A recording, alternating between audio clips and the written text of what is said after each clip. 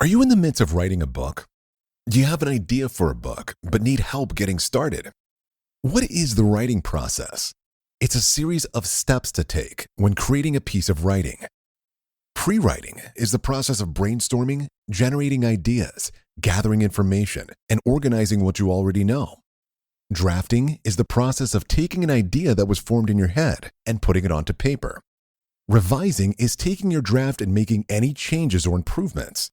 Editing is the process of making your written piece more readable, coherent, or understandable. Once you've completed all the stages of your writing and editing process, you can publish your writing and create a print or eBook. Imagine the feeling of excitement, joy, and accomplishment you'll feel when you hold your first published book in your hand. Learn all the steps to becoming a published author. Are you ready to start your author journey? The Author Journey Success Toolkit will guide you along your author journey from start to finish. So what are you waiting for? Get started now. Visit ameliaswritingcorner.com/toolkit to download the free Author Journey Roadmap to get started today.